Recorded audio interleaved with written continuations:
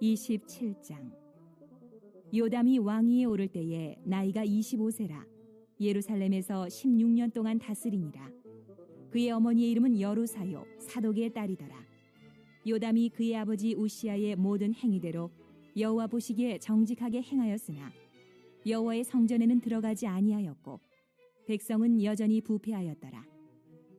그가 여호와의 전 윗문을 건축하고 또 오벨 성벽을 많이 증축하고 유다 산중에 성읍들을 건축하며 숲을 가운데에 견고한 진영들과 망대를 건축하고 암몬 자손의 왕과 더불어 싸워 그들을 이겼더니 그 해에 암몬 자손이 은 100달란트와 밀 10,000고르와 보리 10,000고르를 바쳤고 제2년과 제3년에도 암몬 자손이 그와 같이 바쳤더라.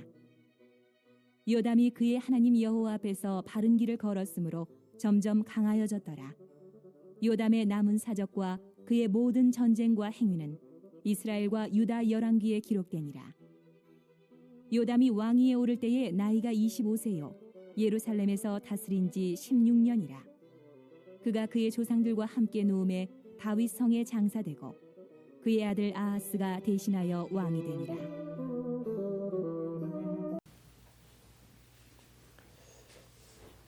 네, 오늘 역대하 27장 말씀이죠. 아주 짧은 장이고 내용을 보면 뭐 이렇게 특별한 것도 없기 때문에 별 내용 없는 것 같다 뭐 이런 생각이 들 수는 있는데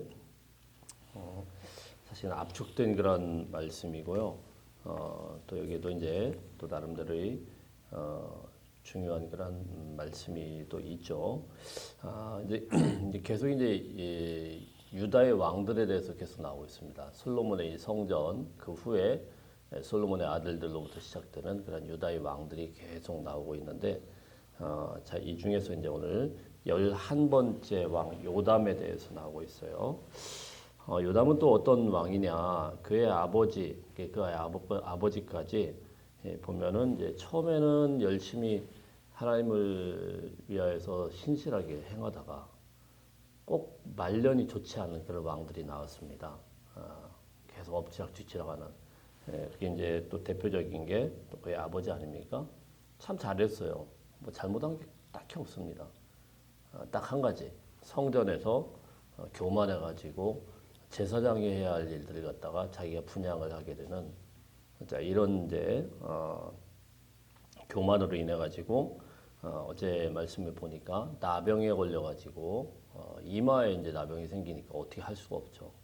그래서 말년이 이 나병으로 인해서 죽을 때까지 비참하게 끝난 그의 아버지가 있었습니다. 자 이제 이 시점부터 요담이 이제 등장을 합니다. 그래서 사실은 요담이 오늘 27장에 등장하는 게 아니고 어제 26장 21절에 보면은 이렇게 시작이 됩니다. 21절 한번 볼까요? 26장 21절 시작. 우시야 왕이 죽는 날까지 나병 환자가 되었고 나병 환자가 되매 여호와의 전에서 끊어져 별궁에 살았으므로 그의 아들 요담이 왕궁을 관리하며 백성을 다스렸더라. 그러니까 이거 생각을 해보시면 돼요. 아버지가 갑자기 어느 날 나병이 걸려가지고 더 이상 나라를 못 다스려요.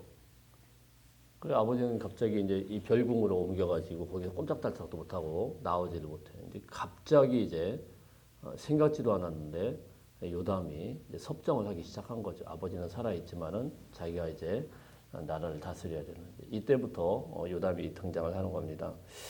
그러니까 이제 아버지가 이 나병으로 인해서 고통스럽게 죽어나가는 그런 과정들을 쭉 보았고, 그게 무엇 때문에 그렇게 됐다라는 것을 알죠.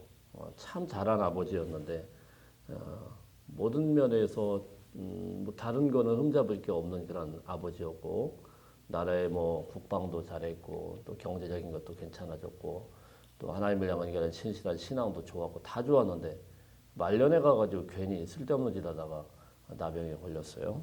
그래서 이 요담이 오늘 역대기 말씀에 보니까 한 가지는 절대 안 했다. 이게 말씀이 나와 있어요. 2절 말씀 볼까요? 2절 말씀 시작. 요담이 그의 아버지 우시아의 모든 행위대로 여호와 보시기에 정직하게 행했으나 여호와의 성전에는 들어가지 아니하였다. 예, 여기 성전에는 얼씬도 안 했다. 그러니까 이게 안 했으나 여호와의 성전에 안 들어갔다니까 예배를 안 드렸다라는 그런 얘기가 아니겠죠. 그 성전에서 제사장 때문에 제사장이 해야 되는 그 고유의 권한을 아버지가 괜히 교만하게 그걸 하다가 죽는 거를 딱 봤죠 옆에서. 야, 이건 절대로 하면 안 되는 거야. 그래 얼씬도 안 했다라는 이야기죠. 이게 이제 역대기에 딱 써 있어요. 그래서 제사장이 할 일 그리고 왕이 할 일은 분명히 구분이 된다. 그것을 뭐 다른 것도 잘했지만은 그것을 철저하게 지킨 왕이 바로 요담이다. 이렇게 말씀을 하고 있습니다. 다시 1절에 보면은 이제 요담의 신앙에 대해서 한 가지 이제 그 어머니의 이름이 나오고 있습니다. 어머니가 어떤 사람이냐면은 여루사라는 사람인데요. 사독의 딸이다 이렇게 기록이 되고 있어요. 여루사라는 이 말이 보니까 제가 주석을 찾아보니까 뭐라고 되어 있냐면은 소유하다 이런 의미고 유산을 이어받다 이런 의미가 되어 있습니다. 근데 유산을 이어받는데 그 뒤에 사독이 나와요. 여러분 사독이라는 대제사장은 굉장히 유명한 사람이죠. 성경에 한 50번 이상 나온다고 합니다. 왜 유명하냐면 다윗 때 대제사장이었고 물론 아론의 후손이죠. 다윗 때의 대제사장이었고 그거보다 더 중요한 거는 그 이후에 모든 대제사장이 사독의 후손으로 나옵니다. 그래서 여러분 예수님의 활동하실 때 그때 사두개인이라는 사람들이 나오죠. 그게 사독의 후손이라는 이야기예요. 사독의 후손들이 이제 대제사장의 이 가문에서 제사장을 대대로 이어왔기 때문에 그 사람들이 아주 가장 중요한 귀족층으로 올라가게 되죠. 자 이런 아주 전통이 있고 신앙이 있는 가문에서 그 신앙의 유산을 그대로 이어받은 사람이 바로 어머니라는 것이죠. 그래서 이 이름에 이제 그런 게 숨겨져 있습니다. 여루사. 그러니까 이 요담이라는 사람의 신앙을 보면 그 어머니가 있었고요. 그 위에는 이제 사독의 이 가문에 아주 중요한 신앙의 전통이 있었고, 그리고 이제 아버지가 있었죠. 아버지한테 배운 건 뭐겠습니까? 반면교사죠. 나 절대로 저렇게는 안 해야 되겠다. 그러니까 신앙이라는 것도요, 꼭 이렇게 뭐 좋은 영향만 받는다고 좋은 사람이 되는 건 아닌 것 같아요. 절대로 저러면 안 되겠다. 절대로 저러면 안 되겠다. 참 죄송한 말씀입니다만 저는 그 목회를 하면서 참 기도를 하는 제목 중에 뭐 대부분 뭐 목사님들이 하면 그렇겠죠. 누가 좀 나에게 좀 목회적인 어떤 스승, 목회적인 정말 스승 밑에서 좀 가서 좀 훈련을 좀 받으면 좋겠다. 그래서 저희 뭐 또래들 다 그렇습니다. 사랑의 교회 가서 좀 그 훌륭한 그 옥목사님 밑에서 좀 받으면 너무 좋겠다. 근데 거기 아무나 못 들어가죠. 그럼 또 다른 교회 그런 데 가서 좀 받으면 좋겠다. 또 다른 데 가서 이렇게 좀 받으면 좋겠다. 그렇게 기도를 많이 했습니다. 근데 제가 목회를 하면서 봤던 거는 훌륭한 모습도 있지만 나는 절대 저렇게 목회하지 않겠다. 이런 것들도 많이 봤단 말이죠. 나는 절대로 저렇게는 안 하겠다. 그 중에 대표적인 게 전도 목회는 난 안 하겠다. 이걸 봤어요. 전도 하면서 그렇게 열심히들 하시는데 몇 군데를 봤습니다. 저렇게 하다가 이 교회가 참 힘들어지는구나. 성도들이 참 영적으로 이렇게 풍성하지가 못하구나. 이런 걸 봤어요. 그러니까 전도에만 뭐 매진을 하는데 그거에 좀 순기능보다는 좀 역기능들을 많이 봐가지고 저렇게 전도하는 건 좀 옳지 않구나. 그러니까 여러분 신앙이라는 것이요 꼭 좋은 것만 영향이 있는 건 아니에요. 좋지 않은 것도 그 사람이 어떻게 또 소화를 하고 어떻게 또 받아들이냐에 따라서 굉장히 또 중요한 그런 레슨이 될 수가 있죠. 그러니까 보면은 얘가 이런 집안에서 어떻게 이런 사람이 나올 수 있을까 싶은데 이런 사람이 나오죠. 분명히 어머니 아버지는 너무 막 신실하고 좋은데 이 자녀를 보니까 이게 어떻게 이런 자녀가 나올까? 이게 이제 내일 보면 나옵니다. 요담은 뭐 잘못한 게 하나도 없어요. 하나님 앞에서 너무 신실했어요. 그래서 성경에서 보면은 잘하고 잘못하고 잘하고 잘못하고 잘하고 잘못하고 이렇게 나오는데 요담에 대해서는 오늘 역대기 기자의 뭐 다른 거 빼놓고 역대기 기자의 평가에서는 요담은 잘한 것만 나옵니다. 이런 왕이 없어요. 신앙에 있어서 개인적인 신앙에 있어서는요 요담이 잘못한 게 하나도 없어요. 아버지의 그 좋은 모습만 따라가고 나쁜 모습은 따라가지 않았어요. 그리고 어머니도 아주 좋은 어머니였어요. 아주 잘했는데 그 뒤에 나오는 이 아하스라는 왕, 그 아들은요 진짜 개판 5분 전입니다. 내일 보시면 알아요. 뭐 이런 아들이 나올 수 있을까? 야, 어떻게 이런 아들이 나올 수 있을까? 그러니까 여러분 우리가 이 자녀들에 대한 신앙에 대해서 저도 늘 고민하지만은 이게 부모들이 어떻게 할 수 없는 부분이 있어요. 그 부모가 이렇게 엉망진창인데도 보면 아들은요, 어떻게 이렇게 훌륭한 아들이 나올 수 있을까 싶어요. 근데 아하스가 이렇게 망치잖아요. 그 뒤에 애가 누구냐면 히스기야입니다. 히스기야는 또 어떻게 여기서 나올까? 이게 참 희한해요. 예. 이게 꼭 그대로 되는 건 아니구나. 예. 또 히스기야 아들 또 어떻습니까? 히스기야 아들은 또 엉망진창이거든요. 이게 왔다 갔다. 너무 신실한 아버지인데 또 뒤에 보면 또 엉망이고, 너무 엉망진창인데 또 뒤에는 또 아주 신실한 아들이 나오고. 그러니까 이게 신앙이라는 게 하나님의 은혜라는 게요, 우리 마음대로 될 수 있는 게 아닌 것 같다라는 생각을 또 하게 됩니다. 그래서 우리가 기도를 많이 하고 최선을 다해서 우리 자녀를 갖다가 돕기는 하지만 억지로 우리가 끌어올 수는 없지만 그래도 그 하나님의 은혜로 우리 자녀들이 잘 자라고 있으면 거기 감사하시고 더 축복해 주시고 더 믿음 안에 잘 자랄 수 있도록 훈계하고 가르치는 수밖에 없죠. 예. 자, 어쨌든 뭐 조금 곁길로 나갔습니다만은 이 훌륭한 어머니가 있었고 이 아버지는 말년에 좋지 않아서 이게 아마 영향을 받았던 것 같다 이렇게 볼 수가 있는데요. 보면은요 2절에 우리 3절부터 보겠습니다. 3절부터 보면은 3절, 4절 말씀부터 보겠습니다. 시작. 그가 여호와의 전 윗문을 건축하고 또 오벨 성벽을 많이 증축하고 유다 산중에 성읍들을 건축하며 숲을 가운데 견고한 진영들과 망대를 건축하고. 자, 건축에 대해서 일가견이 있었어요. 이 사람이. 예, 건축에 대해서 일가견이 있는 왕들이 몇 명 있죠. 대표적인 게 솔로몬이죠. 아주 건축만 하다가 끝났습니다. 건축만 하다가 어떻게 보면 나라를 처음엔 괜찮았는데 건축만 하다가 백성들 힘들게 만들고 좀 말아먹은 왕이 솔로몬이다 이렇게 볼 수 있는데 이 사람은 또 반대로 건축을 꼭 해야 될 때를 아주 잘했습니다. 여호와의 전 윗문을 건축했고 오벨 성벽을 많이 증축했다 그랬습니다. 이건 원래 있는 건물에다가 증축을 했다라는 거죠. 좀 보강을 했다라는 이야기죠. 오벨이라는 지역이 굉장히 중요한 군사적인 지역이라고 합니다. 여기는 성벽을 보강을 했고 그리고 유다 산중의 성읍들을 많이 건축을 했다. 유다 산중 그게 뭐냐면 국방력을 튼튼하게 했다라는 이야기예요. 견고한 진영들과 망대를 아주 많이 건축을 했다. 이제 국방 강화에 아주 신경을 많이 쓰고 건축을 많이 하고 성벽도 보강을 하고 자 이런 데 신경을 많이 썼습니다.